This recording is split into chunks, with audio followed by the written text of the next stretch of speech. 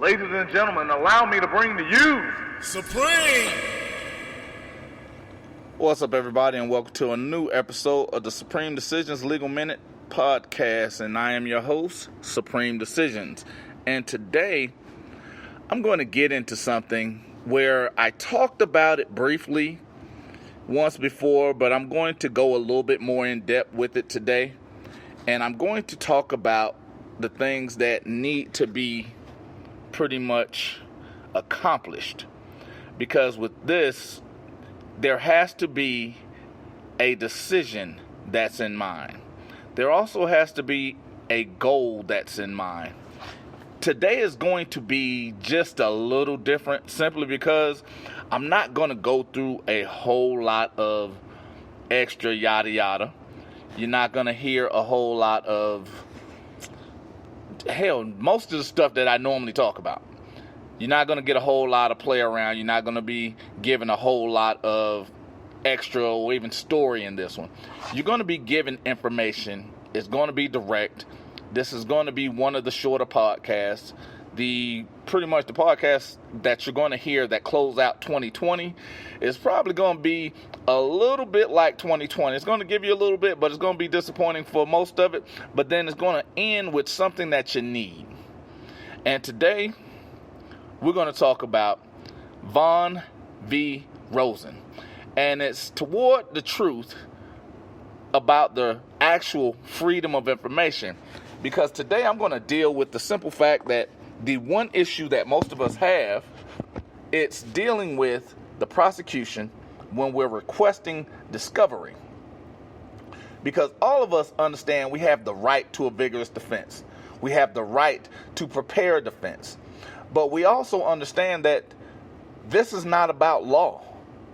So the prosecution doesn't want to do anything that offers you an opportunity to defend yourself. They dumbed down the educational system in our country. They made information scarce because they want to take it from the actual beginnings of being in a book to the outlines of look for it online. Look for it on social media. Listen to what we're doing as far as our programming towards the things that are given to you. Accept what we say as true. When in fact, what they're telling you is the one thing that you should be aware of. And today, going in with this is nothing short of the true understanding of how this does work, will work, and how it should work every time. Now,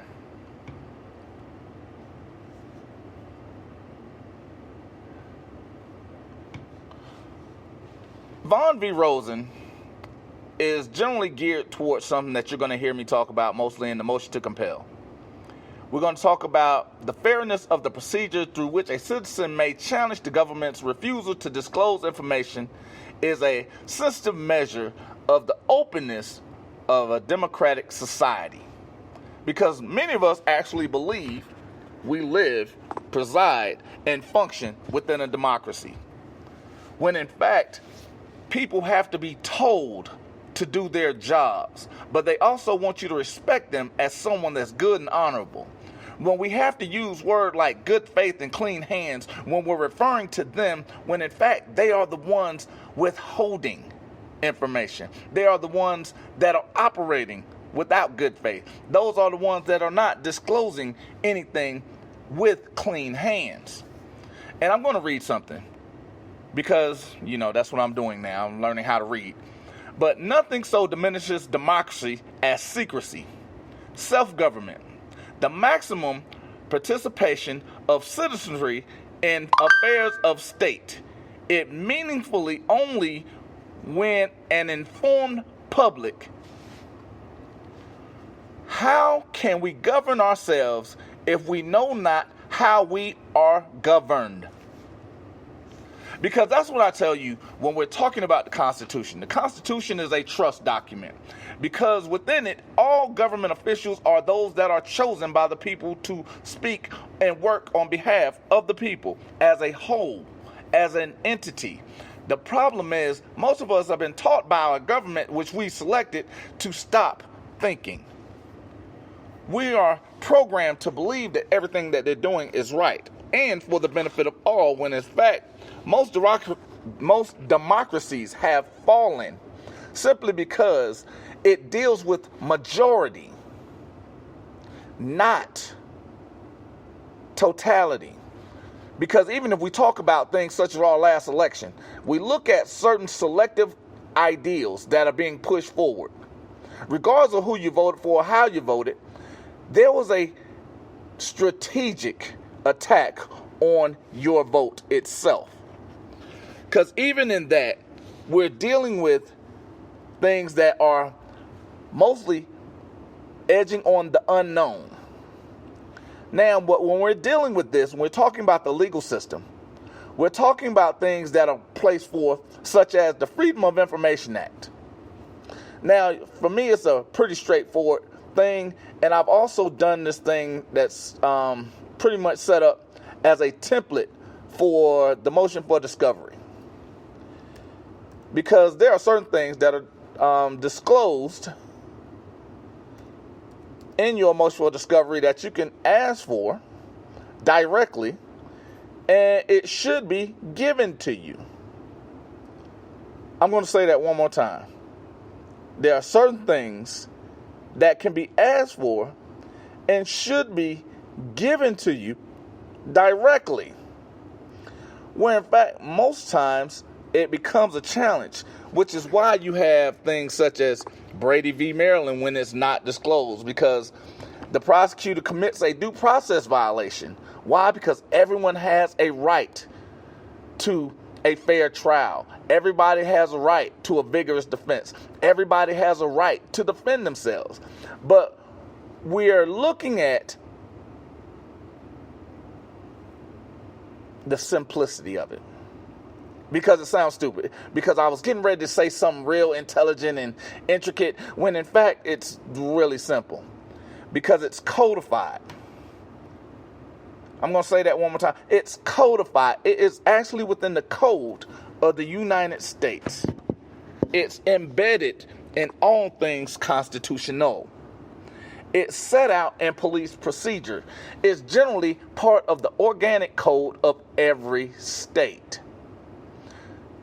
And it's to do things such as not manipulate video, not manipulate audio, where in fact that 76% of all video and audio do not come from the police.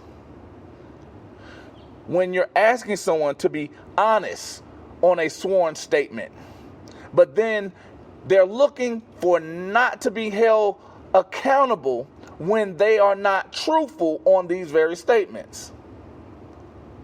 But they're the good guy. We're supposed to respect that.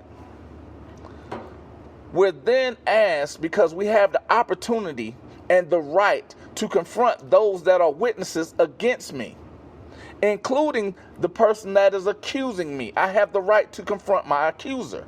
Where in fact, part of the freedom of information is to know who that person is, to attack their evidence, to attack their character, to attack those that are also witnesses, to actually get to know who they are, to defend myself against them, but yet they don't want to turn that over. Then we have things such as the warrants, and then the procedures for the application. Those applications are something that are entrenched in, again, the Constitution. It's entrenched in police procedure. It's entrenched in Supreme Court decisions. And it's the one thing that must be followed. Why? Because they swore that they will follow it. These are a problem because we can't get those turned over. The application nor the warrant. But then when we talk about the searches, there are several hundred Supreme Court cases that deal directly with searching of a person, stop and frisk, directly with searching of a vehicle, a rental, searching of a home, searching someone's property with and without consent. There are guidelines, but yet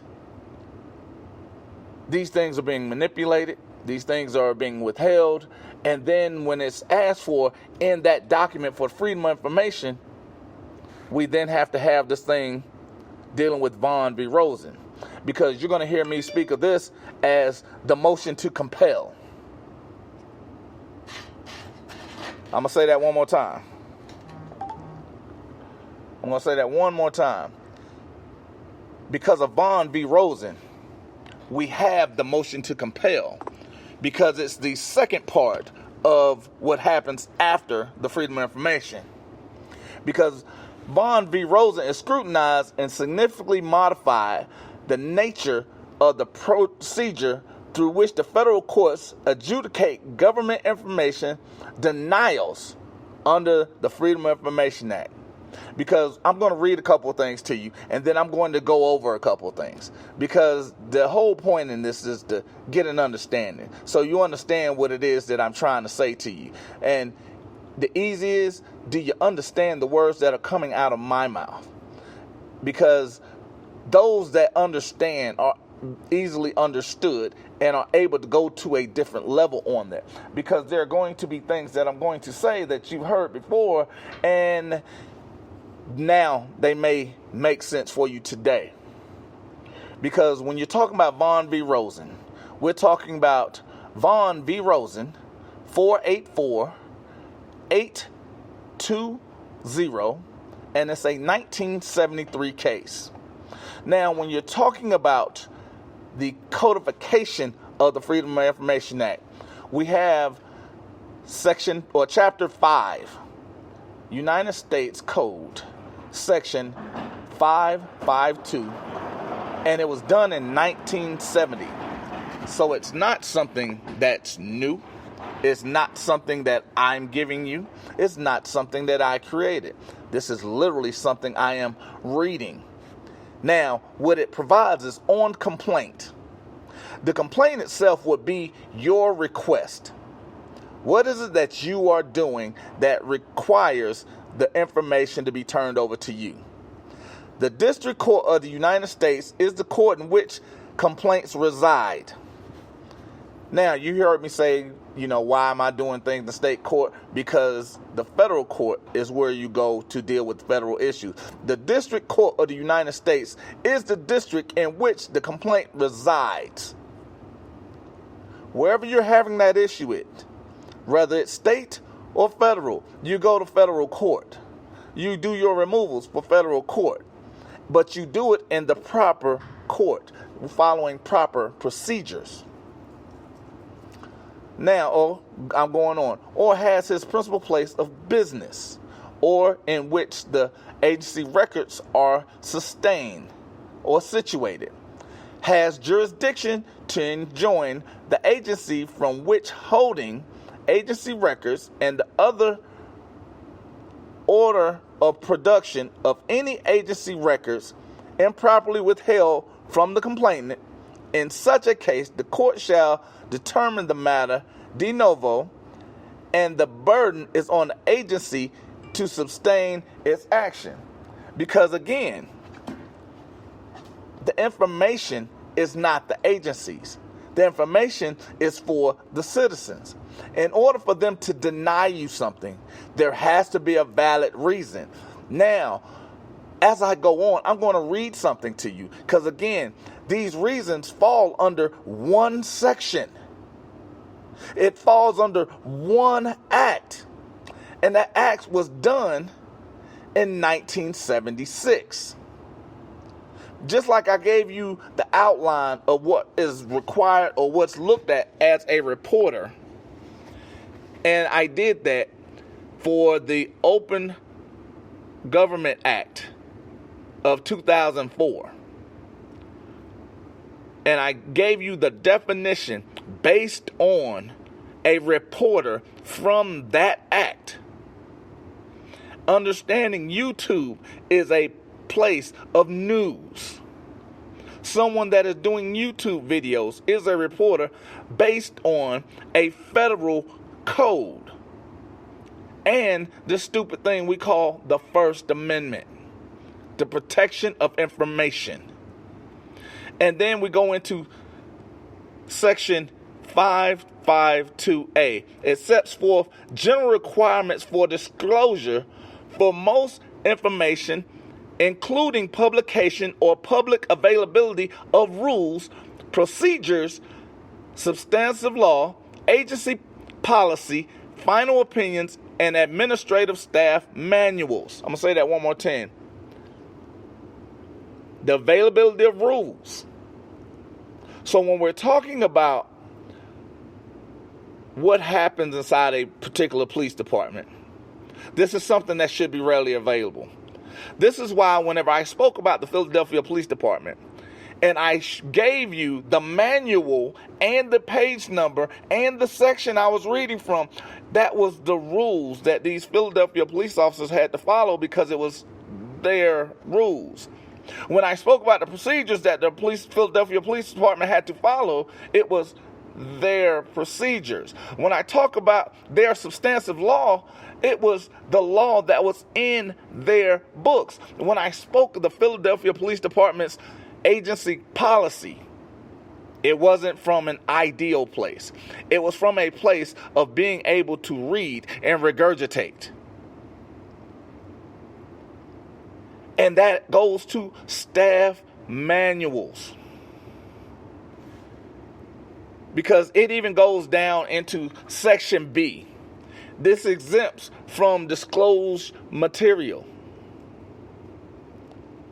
So again, when we're talking about a motion to compel, because it's the second part after a Freedom of Information Act, and everybody understands the Freedom of Information Act gives someone 10 days to respond once they receive it. They have an option to appeal the 10-day request to get an additional 20 days, which gives you, well, it's actually 15, but it gives you, doesn't count the weekends and holidays. So it equates to about 30 days. After that, you have your motion to compel. Because unless it is specifically required by executive order to be kept secret in the interest of the national defense or foreign policy, related solely to internal personnel records and practices of an agency. Now, personnel records would consist of someone's personal information. Personal information would consist of someone's birthday, someone's social security number. And in a lot of cases, you can look at someone's actual home address as personal information. These things are exempt. They cannot be given over unless, but we'll get into that. Or specifically exempt from disclosure by statute. Now, when I talk about that, I'm not talking about a state statute. I am talking about the 1976 Government in the Sunshine Act, which I'm going to go into, because all of these go into the line of that particular act. Now, we talk about trade secrets and commercial or financial information obtained from a person, and privileged or confidential information. These are things that you will hear about from attorneys. These are things that you will hear about that from stockbrokers and things of that nature. But again, these are also things that can be disclosed under certain circumstances. But we're going to go along the lines of where we're at and what we're talking about right now, which is disclosure from police action and preparing yourself for a criminal defense. Also, interagency or intra-agency memorandums, which will be letters which would not be available by law to a party other than the agency in litigation with the agency. Or it will be emails. It'll be done something on a private server. Now, if you have something or you're having a public forum where there's multiple people outside of a certain act, such as a Zoom hearing, that does not qualify as personnel records or something that is exempt from disclosure.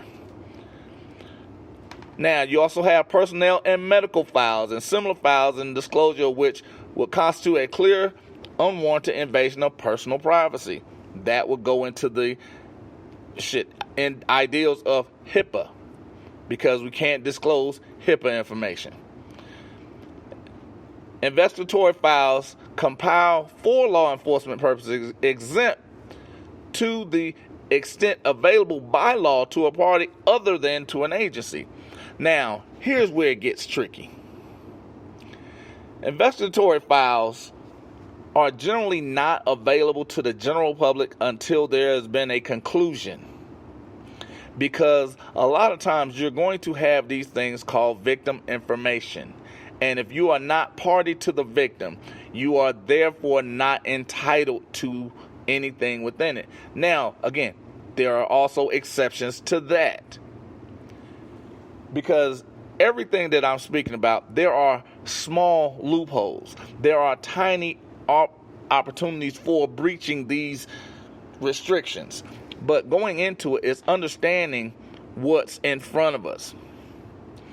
8. Contained in or related to examination, operating, or conditional reports prepared by or on behalf of the use of an agency responsible for the regulation or supervision of financial institutions, or geological, geographical information and data, including maps concerning wells. Because again, these things generally fall under national security.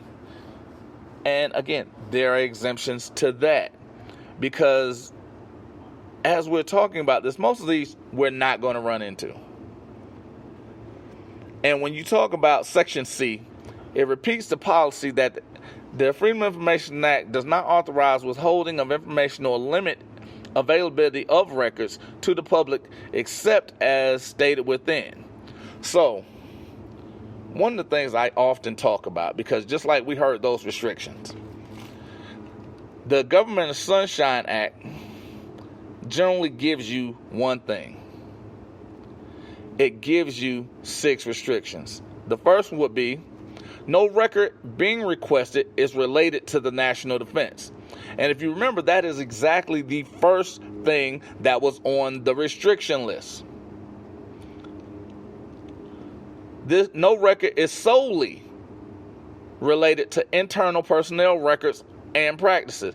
Notice I used the word solely because, again, words have power and understanding the context. Because if I just use no record is related to internal personnel records and practices, I am now restricting myself or limiting myself to certain information that I may need from a police officer or about a police officer. So long as that record is not solely for that purpose, I have an end around. No record is directly accusing someone of a crime. That does not mean a record that's being requested may not result in the accusation or the production of someone that has committed a crime. No record is information where disclosed would breach their privacy because the records requested are of public record. Because again, certain things like police reports, if it's your report, you're entitled to it. And they generally go into court records. Unless it is ordered by the court to be sealed, it is open to public access. Now, no record will harm or delay the proceedings. And generally, I often put in this, and in fact, could prove to speed this matter along to a conclusion where absent could serve to prolong them. Because again, the reason why you put that in there is because remember I told you about the vigorous defense. One of the tactics in vigorous defense is to delay. Why? Because that's the exact same practice that the prosecution wants to do. They want to delay. They want to drag on. They want to make it longer than necessary. But by putting that in there, it now puts the pressure back on who's withholding the information. Because again, if it falls under none of these, that means there are no restrictions on the information that you're asking for. And that no record will lead to financial speculation or endanger the stability of any lawful financial institution. Notice I said that. Any lawful. Lawful wasn't even part of that. Other than the fact that it spoke about the endangering the stability of a financial institution. By using the word lawful, it changes the context of everything that I'm asking for, because it then eliminates 99.9% of all restrictions. Because if I'm asking for records that deal with something for my defense and you're withholding it, what are you withholding it for? Because I've eliminated each and every purpose of that argument. And here's one thing. The proper determination of whether documents are exempt can be made only when the parties are able to engage in meaningful adversarial debate. I'm going to say that one more time. The proper determination of whether these documents are exempt can be made only when the parties are able to engage in meaningful adversarial debate. Because this is the reason many of us have issues when it comes to requesting these documents. Because this lack of knowledge by the party seeking disclosure seriously distorts the traditional nature of our legal system form to dispute resolution. Many of us are not following proper procedure because we're asking for things that are outside the guidelines of what our case deals with. Because we're not challenging evidence. We're not requesting things that allow for us to be fruitful in defense. And it provides a judge with significant information to enable him to arrive at a reasonable decision. So when we're getting upset with him, it's generally because we're doing something wrong. I'm going to say that one more time. If we're following proper procedure, we remove the plaintiff's handicap of blind reliance upon generalized government defenses, which may or may not fairly characterize each part of the information sought in litigation over documents he has never seen. So you have to be specific in what it is you're asking for. You have to understand why I tell you go after things that are best for your defense, that deals with you, because you can't fight someone else's battle, but you also have to understand how to fight your battle. Because Vaughn replaces these methods with the requirements of government specificity. So guess what the government holds us to the same position of? Being specific. Because the position of a judge in our system of civil procedure is adjudicative, not adversarial. Within these parameters, a balance must be struck which permits adjudication on the merits while preserving the confidentiality of information which may be properly withheld without being excessively costly in the terms of court time and legal fees. So if we're doing what we're supposed to do, if we're asking for things the proper way, if we're seeing things as they're supposed to be seen, it makes it easier not only for a judge to speak and be on our side when we're looking for these things, it makes it easier for us to get that information. I'm going to say that one more time. If we're doing what we're supposed to do, it allows a judge to get out of his own way. Because I speak about the art of war constantly. Because when we're dealing with this, that's what we are. It's an adversarial system. We are at war, whether you like it or not. This is war. You have to be able to look the devil in the eye and explain your case, not defend yourself in the means of you have to give an example. You actually have to make him prove what he's saying about you. You have to make him prove you. Be from Missouri, be from the show me state.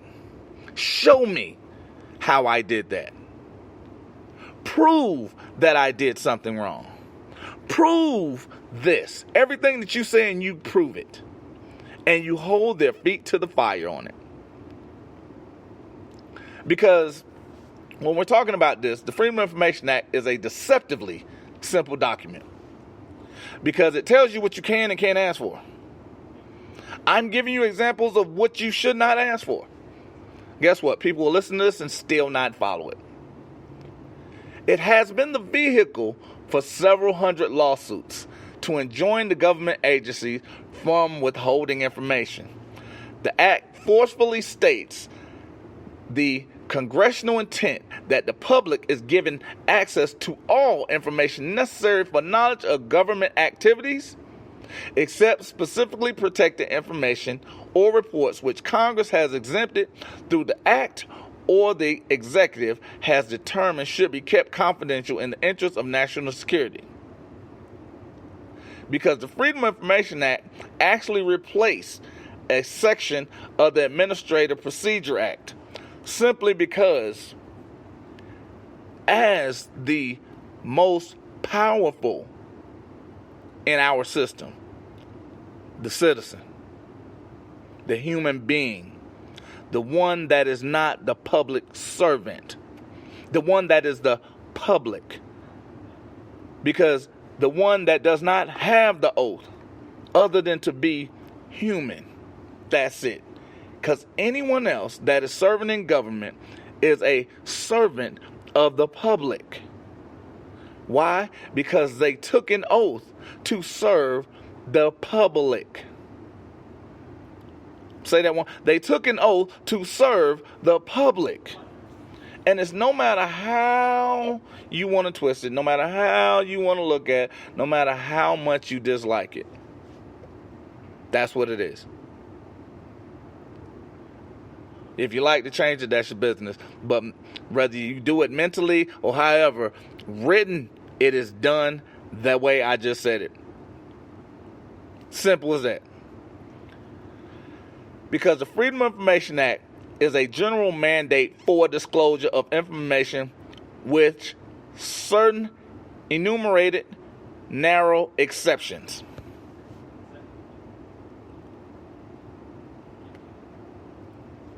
And this is why a lot of times you'll see me or you'll hear me use the verbiage in the statement of, it's your information you are requesting. If I'm asking the government for my information, how can they tell me my information is something that they can withhold? What part of me is part of national security? When did I become the agent instead of the protected? When did I take an oath instead of being the one the oath was taken for? These are questions that can't be answered because even in Freedom of Information Act litigation, the party requesting government information is presumed entitled to it, and the burden of proof falls upon the agency to sustain its denial under one or more of the specific exceptions. So whenever I'm saying no record requested is of national defense, no record is solely related to internal personnel records and practices, and I'm stating that it is my information I am requesting, I am entitled to it. You must prove that it's not. Because what happens is now you get a dispute that leads on facts regarding the contents of the document. So if it's mine, if it's mine, that's the only fact that matters.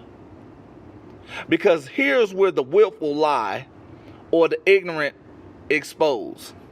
The government argues upon intimate knowledge of the document. The plaintiff argues upon information that can be gleaned from the description of the document supplied by his adversary. So if it's not my record, I can't give any factual context to it. I'm only guessing. I'm only hoping. But if I'm using their ruled upon procedure, I'm going on their information, because you can't argue with you. I don't need to glean from the description of the document. I can actually say, that's mine. That information that they were holding, it's mine. Give me mine. You know, it sounds like a 3-year-old. It's mine. Give it here. Mine. Because whether you like it or not, it's mine. You don't have to like what I'm saying because it's mine. These are my words. This is mine. And the only thing that you have to prove as the plaintiff or the requester is that the document is not exempt. So again, when you put in there, it doesn't fall under 1976 Government and Sunshine Act, and you drop 6, no record being requested is. There's your proof. Because narrow arguments are necessary to determine whether a document is exempt from disclosure. That one statement eliminates everything. That's why you be specific. Because the more specific, the least amount of room they have to deny you. Using the Government and the Sunshine Act and solely going against those disclosures based on which is exempt doesn't allow them to wiggle and lie out of it. Because legal issues in the Freedom of Information Act disputes obviously disadvantages a plaintiff who is not completely informed by the nature of each document. So when we're talking about that, again, we're talking about this in the context of police procedure, dealing with a criminal complaint. So we know what we can ask for. We can ask for the police report. Why? Because they have to write one. Why do we know that? Because of the Constitution. Why do we know that? Because of several Supreme Court cases. We can ask for the warrant application. Why? Because of the Constitution. Why? Because of several Supreme Court cases. We can ask for the video unredacted and unmanipulated. Why? Because it deals with us and our vigorous defense. It's our right to defend ourselves. Because the defense itself or the dispute itself often turns on the precise content of each document. Because you use their organic codes and their procedures as weapons against them. Because again, the art of war speaks about using the enemy's weapons against the enemy. And when you're doing this, unfortunately, regardless of how you're looking at it, no matter what it is that you're doing, when you walk into that legal system, that courthouse, that police station, you are on one side, everybody else is on another. I'm going to say that one more time. You are on one side, and everybody else is on another. Because the party with the greatest interest in obtaining disclosure is at a loss to argue with desirable legal precision for the revelation of concealed information. And when you're asking this, because let's say you don't want to listen to what I'm saying, you don't want to drop into the 1976 Government of Sunshine, you don't want to read the organic codes, how can the citizen argue that the government may not deny his right to obtain certain information under the Freedom of Information Act if he remains uncertain of what the precise information is? Why? Because you have to be precise. You have to be specific. Because if we're going to ask for specificity,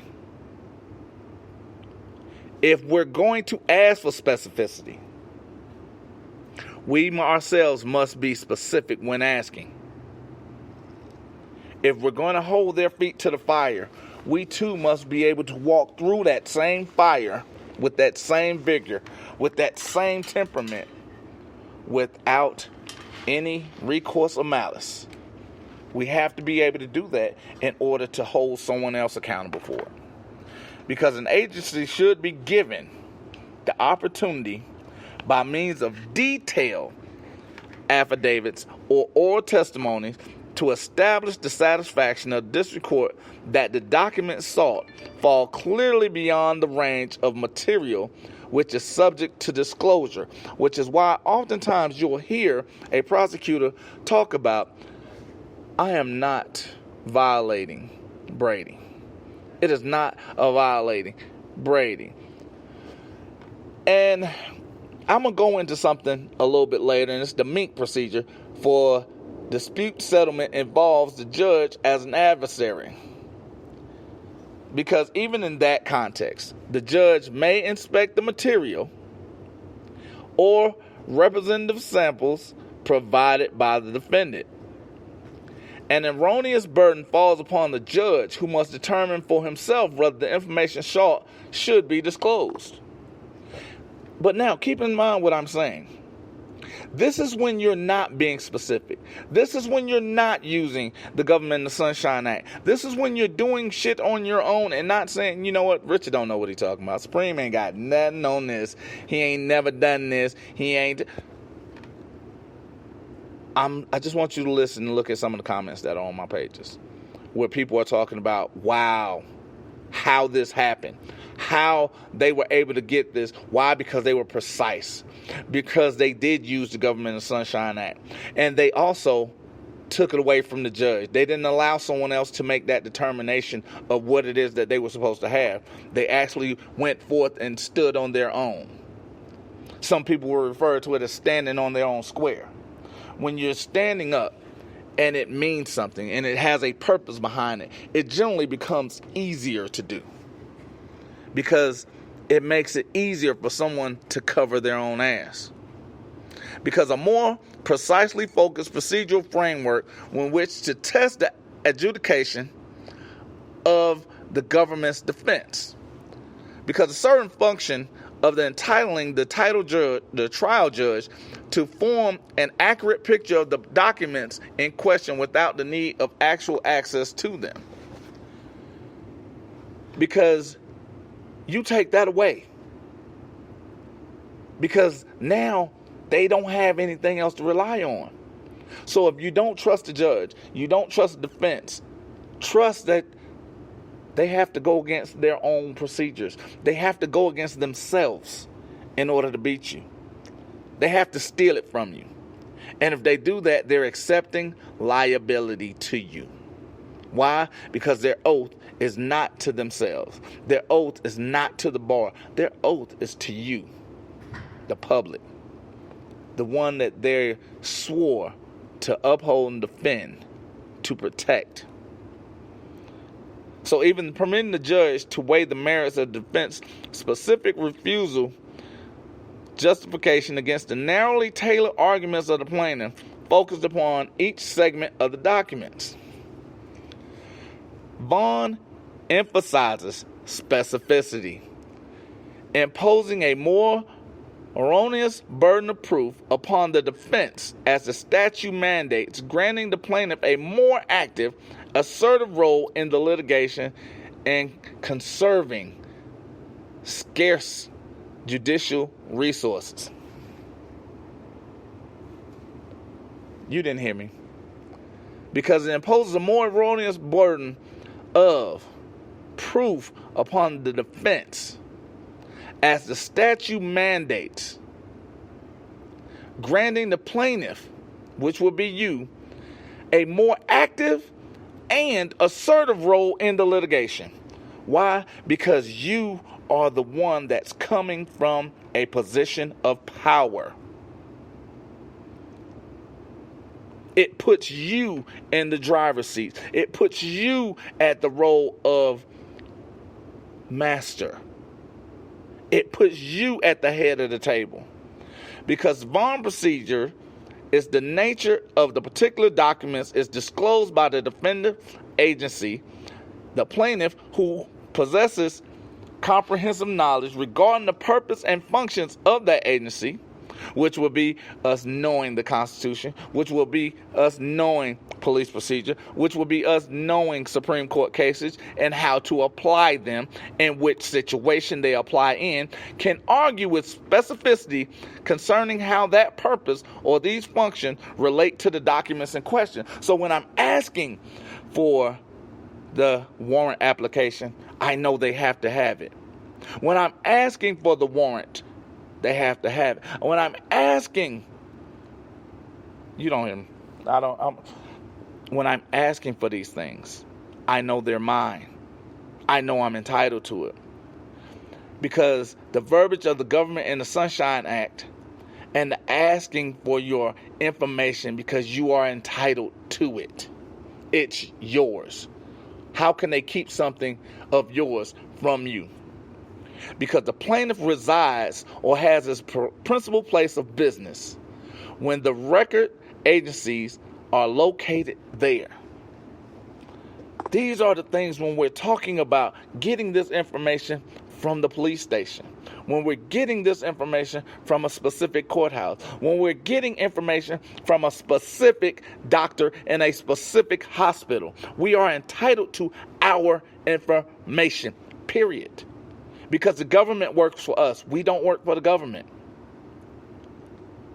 Because an index must accompany the justification to indicate which exemptions the government relies upon to sustain the withholding of each segment of information. And this is one thing that you can ask for each time something is denied from you. You request that specific index. You request that specific affidavit that supports their justification to indicate which exemption they are using or relying upon to sustain the withholding of each segment of information. That's why I often give you information and I say 1 through whatever. This is what you ask for. So each one of those that you don't have, they've got to have a justification for not giving. Because the government's motion must meet the Vaughn specificity and indexing requirements, because correlates its reason for claiming that the various portion of the manual should not be disclosed.